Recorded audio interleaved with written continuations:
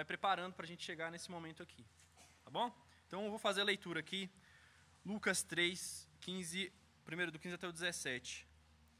O povo estava em grande expectativa, questionando em seu coração se acaso João não seria o Cristo. João respondeu a todos: eu batizo com água, mas virá alguém mais poderoso que eu, tanto que não sou digno de desamarrar as correias de suas sandálias. Ele os batiza com o Espírito Santo e com fogo. Ele traz a pá em sua mão, a fim de limpar a sua eira e juntar o trigo em seu celeiro. Mas queimará a palha com fogo que nunca se apaga. 21. Quando todo o povo estava sendo batizado, também Jesus o foi. E quando ele estava orando, o céu se abriu, e o Espírito Santo desceu sobre ele em uma forma corpórea, como pomba. Então veio do céu uma voz: Tu és o meu filho amado, em ti eu me agrado. Uma breve oração. Senhor meu Deus, muito obrigado pela tua palavra, que foi transmitida através dos séculos até chegar em nós. Nós estamos aqui pedindo para que o Senhor nos ilumine, para que o Senhor abra nossos olhos, nossos corações para a tua palavra. Nós pedimos para que o Senhor venha falar conosco. Tira da gente todo viés, toda preconcepção, preconceitos, para que a gente venha ouvir somente a tua voz. Tira da gente distração, me prepara para transmitir somente aquilo que o Senhor deseja. No nome santo de Jesus, amém. Beleza, senhores, senhoras, senhoritas, muitas senhoritas aqui, obrigado. A ideia aqui, então, é o começo do ministério de Jesus. O que está acontecendo aqui nesse episódio? Vou dar um contexto para vocês. Nós estamos lendo Lucas. Esse ano todinho a gente vai acompanhar a vida de Jesus por Lucas. E isso me deixa muito feliz, porque Lucas é um evangelho tão legal. Eu gosto tanto de Lucas porque ele é o evangelho mais detalhado que a gente tem. Às vezes, quando eu era mais novo, eu me perguntava por que a gente tem a mesma história repetida várias vezes. E é legal você ver que cada um conta de uma forma diferente. Às vezes os mesmos fatos, um coloca mais detalhes, outros menos, outro usa uma linguagem, outro usa outra. E a gente tem em Lucas algo muito legal. Vocês vão ver que ele, por exemplo, ele é o evangelho que mais dá para a gente referências históricas, locais, datas, nomes de pessoas. Ele sempre se preocupa em falar o nome das pessoas. Ó, estava fulano, estava ciclano. Quando ele vai fazer milagre, reparem isso ao longo desse ano. Ele fala o nome da pessoa que está recebendo o milagre. Não fala assim, uma pessoa qualquer. Apareceu uma pessoa. Ele fala o nome da pessoa, fala onde estava, quando que aconteceu. Ele tem uma preocupação histórica de mostrar que aquilo realmente aconteceu. Isso eu gosto demais. Então aqui a vida de Jesus é contada com detalhes. Ele traz várias coisas que já vimos em outros evangelhos, por exemplo, Marcos. Praticamente tudo que a gente tem em Marcos tem em Lucas também, só que com mais detalhes. Isso meio que indica para a gente que Lucas, talvez ele já tenha tido o evangelho de Marcos em mãos, e a partir daí ele foi pesquisando para ampliar aquilo. Isso é uma hipótese, ninguém sabe se isso é verdade, mas eu acredito que sim. E aí ele escreve, muito provavelmente, a encomenda. Alguém encomendou para ele, lá no começo do capítulo de Lucas, ele fala exatamente isso. Ele endereça o evangelho. Rapidinho, não precisa ir lá, não vou ler para vocês aqui bem. Os primeiros versículos. Muitos já se dedicaram a elaborar um relato dos fatos que se cumpriram entre nós. Esse é o primeiro versículo. Conforme nos foram transmitidos por aqueles que desde o início foram testemunhas oculares e servos da palavra. Eu mesmo investiguei tudo cuidadosamente, desde o começo, e decidi escrevê-los um relato ordenado, ó excelentíssimo Teófilo, para que tenha certeza das coisas que foram ensinadas. Que legal, né? Então, parece que esse cara, Teófilo, ele encomendou. Falou assim, Lucas, vai lá e escreve isso aqui, talvez ele fosse uma pessoa importante, uma pessoa rica, uma pessoa que se converteu ao evangelho e falou assim, ó, eu quero que você escreva isso, um relato. Então, Lucas era uma pessoa recomendada para isso. E aí, Lucas, ele aparece, ele não era um apóstolo, tá? Lucas, ele era uma pessoa, mas ele andou com os apóstolos. Lucas escreveu o livro de Lucas e logo em sequência, Atos. Se você for lendo em sequência assim, você vai ver que eles meio que juntam, é como se a história continuasse. Atos também foi escrito por Lucas. E em Atos ele aparece algumas vezes. Ele acompanhou Paulo em algumas de suas viagens. Passaram alguns perrengues juntos, inclusive. Mas é muito legal esse livro de Lucas, então. Ele vai trazer pra gente esses detalhes, essa riqueza tão legal. E aqui, ele começa lá falando da infância de Jesus e tal.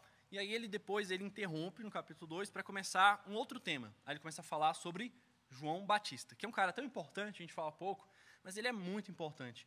O Antigo Testamento está cheio de profecia a respeito de João Batista. Se você for lembrar dos trechos que a gente leu antes do Natal, tinha alguns que falavam a respeito de João Batista. Por exemplo, em Malaquias 3, o comecinho de Malaquias 3, ele fala a respeito do João Batista, aquele que iria preparar o caminho de Jesus. Então ele começa a falar do João Batista. E aí, no começo do capítulo, como é que ele vai tratando? Ele apresenta para a gente o João Batista. Ele apresenta para a gente o ministério de João. Ele apresenta para a gente o que é o batismo. Muito legal isso. Para depois ele falar que João batizou Jesus. Por quê? Quando chegar nesse momento aqui do batismo de Jesus, a gente já entendeu o que é o batismo. A gente já entendeu quem é o João. A gente já entendeu qual era a expectativa das pessoas. E aí, quando a gente lê o batismo, a gente entende ele melhor. Só para dar um exemplo para vocês. Lá no comecinho do capítulo 3, ele traz várias informações bem específicas. Quando você está lendo assim de carreirinha, às vezes a gente até passa meio que desapercebido. O Lucas 3:1, ele fala o seguinte: no 15º ano do reinado de Tibério César, quando Pôncio Pilatos foi governador da Judéia, Herodes, tetrarca da Galileia, seu irmão Filipe, o tetrarca da Itureia e Treconites, isso aqui tudo são referências históricas. Ele fala, aconteceu nesse tempo, aconteceu nessa época, tal pessoa era governador. Ele dá pra gente esse panorama. E aí depois, quando ele vai apresentar João, ele fala sobre o batismo. E aí ele explica o que é o batismo. E é tão legal, depois a gente vai voltar nisso. E aí, então, chega nesse momento. João, ele está no deserto. Ele se retira da cidade e ele vai para uma região mais afastada e ele começa a pregar. As pessoas acompanham ele. As pessoas querem ouvi-lo. Aqui fala relatos de várias pessoas multidões, lá no 7, multidões saíam para ser batizadas e ouvi-lo. Então, ele ia lá, pregava, as pessoas eram batizadas por ele, no Jordão ali, que era o rio que tinha próximo. E aí ele pregava para várias pessoas, soldados iam, todo tipo de pessoa. Ele falou, o que eu devo fazer? Aí João falava, não roube. Se você tem 2 túnicas, dê uma. Se você tem 2 comidas na sua casa, dê uma para alguém que não tem. Essa é a pregação de João, então, no começo. E as pessoas ficaram maravilhadas. Começaram a segui-lo. Por quê? Aí começa o nosso texto. O versículo 15. O povo estava com grande expectativa. Lembra que a gente leu que, antes do nascimento de Jesus, a expectativa do nascimento dele? Várias profecias falando que ele queria nascer uma pessoa, que viria o Messias, o Salvador, o Rei. Era uma expectativa. Agora, por que eles tinham essa expectativa lá? Eles estavam com a expectativa de um rei, literalmente um rei. O que acontecia? Rapidamente, o panorama ali da época. Você tem Israel, um país muito pequeno, uma população pequena. E aí você tem um outro país gigante, muito forte, muito poderoso, o Império Romano. Esses caras chegam em Israel e dominam. Então Israel, que um dia já teve um rei, Davi, Salomão, esses caras não têm mais rei. Eles tiram os reis do poder e colocam um governador deles lá, um representante romano lá deles. E eles não são mais governados por si próprios. Imagina nós aqui brasileiros. Aí chegam uns argentinos aqui e botam um argentino no poder. O que vocês vão achar? Agora é um argentino que manda. Era alguma coisa parecida com isso. Era isso que estava acontecendo. Então eles queriam tirar aquele cara do poder lá, o romano, o argentino do poder, e botar um deles.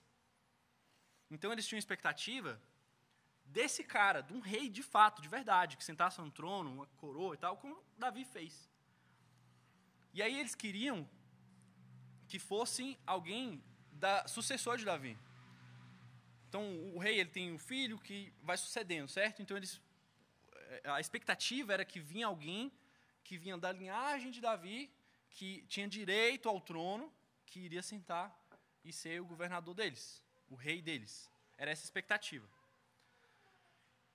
E já tinham acontecido muitas revoltas, já houve tentativas de golpe lá para colocar alguém no poder e não deu certo. Então, surge João. E João, ele meio que cumpre várias profecias. As profecias falavam de alguém que iria pregar essa mensagem que ele pregava. Alguém que também iria fazer milagres e maravilhas. Alguém que iria vir da casa de Davi. Alguém. E de repente o pessoal viu João e falou assim: será que não é esse cara? De repente é ele. Faz sentido. E as pessoas estavam com essa expectativa, foram segui-lo. Será que João não seria o Cristo? Versículo 15. E aí João fala assim: galera, não sou eu não. Os versículos 15 a 17, ele fala exatamente isso. Eu batizo vocês com água, mas vai vir alguém que é tão mais poderoso que eu não sou digno nem de desamarrar as sandálias dele. E ele batizará com fogo. E fogo aqui é juízo. Fogo aqui, se você for ver, não é uma coisa legal, não. Ninguém aqui quer esse batismo aqui que ele está falando. É juízo. Ele está falando aqui assim, ó. Ele vai limpar a eira e juntar o trigo no celeiro, mas ele queimará a palha como fogo que nunca se apaga. Jesus ele vem trazer também juízo. Essa é a mensagem de João. E aí, de repente, a gente entendeu. Então, o nosso texto aqui, ele tem esses dois momentos diferentes. Primeiro, ele explica para a gente o que é o batismo, quem é João, e que ele não era o Cristo. Agora, o evangelista Lucas, ele vai apresentar quem de fato é o Cristo. Até agora ele mostrou quem não era, agora quem é. E aí começa o versículo 21. E aqui, nesse relato muito rápido, são só 2 versículos que ele fala sobre o batismo. Muito rápido, acaba. Quando o povo todo estava sendo batizado, também Jesus o foi. Quando ele estava orando, o céu se abriu. O Espírito Santo desceu em forma corpórea, como uma pomba. Veio do céu uma voz e disse: Tu és meu filho amado em que me agrado. Pronto. 2 versículos ele explicou a história do batismo de Jesus inteira. Ele se dedicou um capítulo inteiro para falar de João, para depois falar em 2 versículos o batismo de Jesus. Mas esse trecho aqui, ele é tão importante, ele fala tanto com a gente, e a gente vai aprender 3 coisas aqui que esse texto fala. Primeiro, ele mostra para a gente que Jesus ele valorizava muito o batismo. Segundo, ele fala para a gente, esse trecho, que Jesus ele se identificava com nós pecadores. E terceiro, que Jesus ele é a satisfação de Deus. Vamos ver então cada um desses pontos? Primeiro, que Jesus ele valorizava o batismo. Nós tivemos semana passada o batismo, e a ideia inicial não se encaixou, era que o batismo fosse hoje, para a gente ter a palavra do batismo no batismo. Mas vai ser legal porque a gente viveu esse momento semana passada, agora a gente vai entender as consequências dele e por que ele é tão importante. E Jesus ele valorizava tanto o batismo, tanto, que olha só, para que era o batismo? Para que João batizava? É uma pergunta que fica. Por que a pessoa tem que tomar um banho, digamos assim? E a gente tem a explicação disso lá no comecinho, quando o evangelista mostra pra gente o que era, para que serviu o batismo. Lá no começo do capítulo, Lucas 3, versículo 3, ele fala o seguinte, ó: ele, João, percorreu toda a região próxima ao Jordão, pregando um batismo de arrependimento para perdão dos pecados. Pregando um batismo de arrependimento para perdão dos pecados. Esse batismo, essa cerimônia, digamos, ela não era só simbólica. Ela não era algo só para fazer publicidade. Ela tinha uma função, de fato, muito importante. Muito importante. Perdão dos pecados. É o que está falando aqui. No nosso batismo, quando a gente batiza, nós não estamos somente mostrando publicamente uma confissão de fé. Nós não batizamos para que a pessoa faça parte de uma igreja. Nós batizamos para perdão dos pecados. Nós acreditamos que no momento do batismo há perdão dos pecados, há arrependimento, há transformação, há nova vida. Não é só um momento simbólico. Ele, de fato, tem a presença de Cristo e tem algo acontecendo ali. E é exatamente isso que estava acontecendo aqui no batismo de Jesus. E Jesus, se você for pensar, será que ele precisava disso? Aqui fala de arrependimento e perdão do pecado. Jesus ia se arrepender do quê? Jesus ia pedir perdão pelo quê? Ele não precisava. Mas olha só o que acontece, versículo 21. Quando todo o povo estava sendo batizado, também Jesus o foi. Ele entrou no meio da galera. E ele participou do batismo. Primeiro, ele estava validando o que João estava fazendo. Ele foi até a direção de João, valorizou o que ele estava fazendo, confirmou a mensagem dele, e ele mesmo participou do batismo. E é muito curioso aqui, porque fala o seguinte, na sequência: enquanto ele orava, o céu se abriu. As pessoas, elas iam para o batismo, e é algo que a gente faz, e a gente espera uma confissão, um momento de arrependimento, como nós fizemos aqui agora há pouco, um momento de reconhecimento. Olha, eu sou pecador de fato, e eu preciso. E nesse momento de confissão, Jesus então ora. Jesus, ele não confessa, ele ora. Ele chega para batizar, e aí ele tem um momento de oração, ele fala com o Pai. A gente não sabe qual era o teor dessa oração. Mas então ele ora. E isso ensina para a gente o quanto ele valorizava o batismo. Logo depois do seu ministério, ele ensinou os seus discípulos ao quê? A primeira coisa que ele ensinou aos discípulos: vão, preguem e batizem. Ele envia os 70 para fazer essa missão. Ele envia 70 discípulos e eles vão fazendo isso. Quando Jesus estava lá no poço lá, com a mulher samaritana, os discípulos deles estavam fora, porque eles estavam o quê? Pregando e batizando. Eles não estavam junto com Jesus. Todo o ministério de Jesus, ele valorizou o batismo. Quando ele morre, ressuscita e volta, ele deixa uma ordem: ide por todo mundo, prega o evangelho, toda criatura, ensinando a guardar tudo o que eu ensinei, batizando-os em nome do Pai, do Filho e do Espírito Santo. E o comando que ele deixa para a gente quando ele ressuscita é: batizem. Olha o tanto que ele valorizava o batismo. O batismo era muito importante para Jesus. É tão importante que ele mesmo falou assim: eu vou ser batizado, mesmo eu não precisando, eu vou ser batizado, para mostrar a importância, para liderar pelo exemplo. O batismo é tão importante que eu vou colocar em condição de batismo. E aí fica uma pergunta para a gente: será que a gente valoriza o batismo dessa forma? O seu batismo, será que você valoriza o seu batismo? Você lembra do dia que você foi batizada? Do dia que você fez a confissão? Do dia que você desceu as águas? Daquele sentimento que você tinha? Daquela nova criatura que você se tornou? Você está valorizando isso? Como é que a gente valoriza isso? Você valoriza o batismo quando você vive em novidade de vida todo dia. Se você não vive em novidade de vida, você não está valorizando o batismo. O batismo é um momento de mudança, é um momento de transformação, é um momento de deixar a velha criatura para trás e viver uma nova. Você precisa, então, viver em novidade de vida todos os dias. O batismo é só é uma vez. A novidade de vida é todo dia. Todo dia a gente vai lembrar daquilo.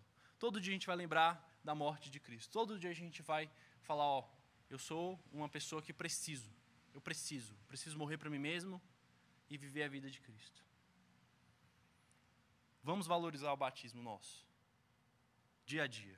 Amém? Amém. Segunda coisa que a gente aprende aqui com Jesus é que Jesus ele se identificava com os pecadores. Eu acho tão legal esse trecho aqui no versículo 21 ainda, que ele entra no meio da multidão. Olha só, quando o povo estava sendo batizado, também Jesus o foi, o povo.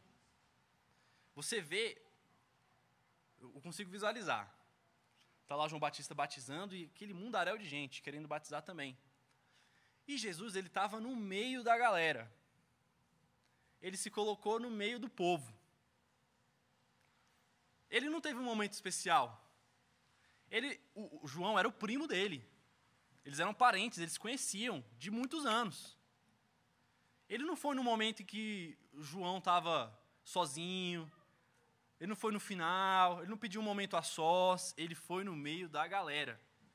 Ele se colocou entre os pecadores e se fez igual a um deles. Qualquer pessoa que visse lá o Joãozinho, o Zezinho, Jesus no meio deles não distinguia. Jesus era um deles. Jesus era igual a qualquer um daqueles pecadores que estavam naquele momento. E isso ensina para a gente tanto que Jesus, ele se despiu de toda a sua glória. Ele podia ter feito num momento separado, uma cerimônia mais luxuosa, digamos. Jesus não fez isso. Ele se despiu da sua glória, ele se despiu de qualquer privilégio para se colocar entre os pecadores, para se fazer mais um entre muitos pecadores. Jesus, ele nasceu pobre, num lar pobre, uma mãe pobre, uma cidade pobre, e ele anda no meio dos pobres, para se fazer um pobre igual a gente. Isso ensina tanto para a gente. Nós muitas vezes, nós nos vemos numa posição acima dos pecadores, digamos. Porque nós, afinal das contas, eu estou na igreja. Eu vou para a igreja domingo de manhã, mesmo com frio e chuva. Eu dou meu dízimo. Eu ajudo na amoeação. Maravilha. E às vezes isso o quê? Cria na gente uma sensação de que a gente é melhor. Nada mais perigoso do que isso. Nada mais perigoso do que isso. Jesus, ele se colocava como um pecador. E nós, a gente deve se colocar da mesma forma. Eu não sou melhor do que todas essas pessoas. Eu sou mais um. Eu sou tão falho quanto. Jesus me encontrou. Se eu evoluir, não é mérito meu, é de Jesus. Porque foi Ele que me encontrou, Ele que está fazendo a obra em mim. Eu sou só mais um pecador em busca de redenção. Eu sou só mais um pecador em busca de salvação. Não tem mérito em mim. Eu sou um do povo. Eu sou um povão. Nós não podemos deixar que suba à nossa cabeça qualquer tipo de imagem de que a gente é melhor, ou de que outra pessoa é pior. Quem é a gente para julgar o pecado da outra pessoa? Se a pessoa tem uma dificuldade, se a pessoa tem uma tentação, se a pessoa tem um desejo, e a gente se acha melhor, a gente acha que essa pessoa é pior, a gente acha que alguns pecados são mais graves do que outros? Não, tudo pecado. Tudo pecado. Ser cristão é reconhecer a si mesmo como pecador. Isso é ser cristão. Você se reconhece como pecador. Não existe espaço para se reconhecer como superior. Não existe. Dentro do cristianismo não existe. Jesus nos ensina isso, se colocando no meio da multidão. E é assim que a gente deve fazer também. Se reconhecer como um pecador em busca de redenção. O terceiro ponto que a gente aprende com o batismo de Jesus é que Jesus, ele é a satisfação de Deus. Olha que trecho maravilhoso esse versículo 22. O Espírito Santo desceu sobre ele, em forma corpórea de pomba. E veio uma voz dos céus e diz: Tu és o meu filho amado, em ti eu me agrado. Em ti eu me satisfaço. Em ti eu tenho prazer. Você é um meu amado. Isso é tão legal. Já pensou? Aqui a gente tem uma figura muito legal, que é a presença aqui da Trindade. É lógico que a Trindade, Deus, Pai, Filho e Espírito Santo, ele está presente por toda a Bíblia, mas em nenhum momento ela é tão clara quanto nesse momento. Você tem nitidamente Deus Pai falando: Tu és o meu filho amado. Você tem o Espírito Santo descendo em forma de pomba. E você tem o Filho Jesus. Nenhum outro momento a gente tem tão claro a imagem da Trindade. E ela é difícil de entender mesmo. Se você falar assim, Leandro, eu não entendo direito a Trindade, ela é difícil de entender mesmo. Também não entendo, estou tentando até hoje. O que a gente entende é que Pai, Filho e Espírito Santo estavam ali. E eles estavam... O Pai, ele testifica a respeito de Jesus. Lembra que a gente estava falando a respeito de identidade? As pessoas se perguntavam se João não era o Cristo, lá no começo do que a gente leu. Será que esse João aí não é o Messias? Ele não é o Cristo? Ele não é o prometido? Aí João primeiro fala, não sou eu. Aí depois vem uma voz que confirma quem é, de fato. Não tem dúvida. Abre o céu e Deus Pai fala, você é o meu filho amado. Não tem dúvida. Lucas aqui, ele quer mostrar para a gente, ele quer confirmar a identidade de Jesus. Jesus, ele é o Filho amado, e ele é o Filho que ele é validado. O ministério dele aqui começa sendo validado. João o valida. João fala, esse daí é o cara. O Espírito Santo valida, ele recebe o Espírito Santo. Deus Pai o valida, e ele fala, você é o meu Filho amado, eu me agrado em ti. E ali tem a confirmação clara para todo mundo que estava ali ouvir e ver que aquele ali realmente era o Cristo. Aquele ali, de fato, era aqueles que eles estavam esperando. E o Pai, então, fala, em ti eu me agrado. E esse agradar é tão legal, porque ele é a satisfação. Uma outra palavra podia fazer. Você é a satisfação, eu me satisfaço em você. Lucas, ele demonstra, então, essa identidade de Cristo e mostra que o nascimento de Jesus, a vida dele, a morte e a ressurreição dele satisfazem a Deus, deixam Deus Pai satisfeito. Isso é tão importante porque a gente viu, agora há pouco, que Jesus ele traria o quê? Juízo também. Então Jesus ele satisfaz o juízo, ele satisfaz a justiça, ele satisfaz a lei, ele satisfaz a promessa, ele cumpre a promessa que era feita. Ele é a satisfação. Nada outra coisa pode nos satisfazer mais também do que isso. Cristo Jesus é a perfeita satisfação de Deus. E nós? Como que a gente tem olhado para Cristo? Isso nos ensina que Jesus, ele ele não precisa de um acréscimo, ele não precisa de nada mais. A obra dele é completa, é perfeita. A gente não precisa de dar um outro passo, ele já fez. Ele satisfez plenamente. Nós devemos rejeitar qualquer adição à obra de Jesus. Você deve rejeitar qualquer adição à obra de Jesus. Você foi convertido. Você foi batizado. Não pode deixar ninguém te falar que agora você tem que fazer X. Não, agora você precisa fazer Y, porque está incompleto ainda. A obra de Jesus é completa. A salvação que Jesus nos dá é completa. E por que eu estou falando isso? Porque a gente, às vezes, se apega a rituais. E, às vezes, a gente acha que a gente precisa de fazer um novo passo, um novo ritual. Ah, você tem que fazer uma campanha não sei o quê, porque o seu batismo não foi satisfeito. Ele é satisfeito, ele é completo. Você precisa fazer uma libertação XYZ. O seu batismo ele é completo, Jesus ele já satisfez. Você precisa fazer um descarrego. Não precisa. O batismo, a obra de Jesus ela é completa. Jesus satisfez.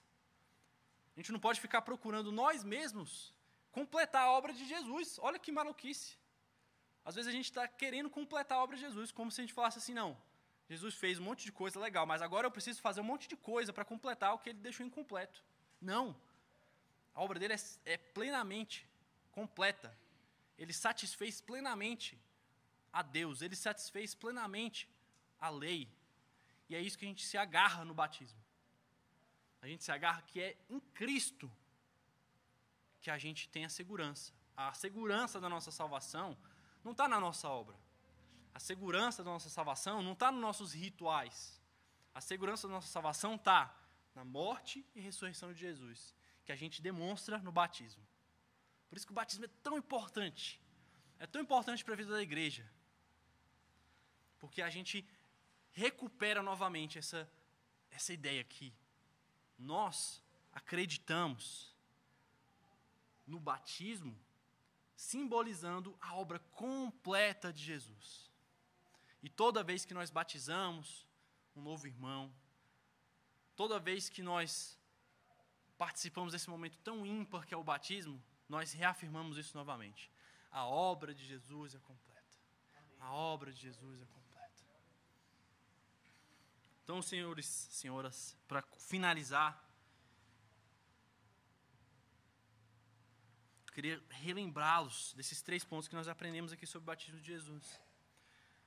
O batismo de Jesus, ele é uma marca da novidade de vida.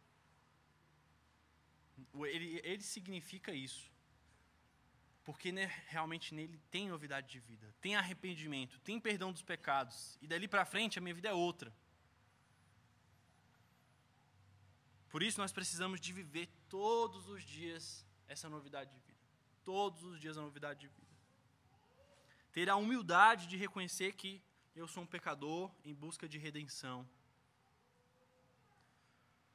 E desfrutar dessa obra de Jesus que é completa. E não tem necessidade de nenhuma outra adição. É só viver essa novidade que Ele já nos ofereceu. Dia após dia. Amém? Amém. Glória a Jesus. Vamos então orar agora. Já para finalizar, a gente vai fazer uma oração. Lembrando também dos nossos irmãos que estão adoentados. E pedindo para que Deus nos faça meditar nessa palavra, nesse texto, e que Ele produza em nós frutos de arrependimento dia a dia. Amém? Vamos orar? Deus amado, muito obrigado pela sua palavra, que chega a nós viva e eficaz. Que nós possamos aprender que o seu batismo nos ensina novidade de vida. Nós possamos aprender a reconhecer que somos apenas pecadores em busca de redenção. Que nós possamos desfrutar da tua obra que é completa e viver essa novidade dia a dia. Seja conosco, seja com essa igreja, seja com os meus amados,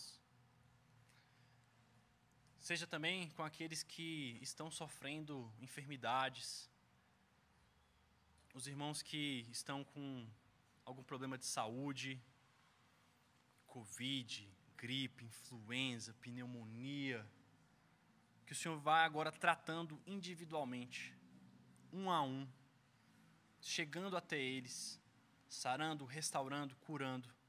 Nós cremos na Tua palavra que o Senhor é capaz de fazer infinitamente mais, é capaz de sará-los, restaurar a sua saúde.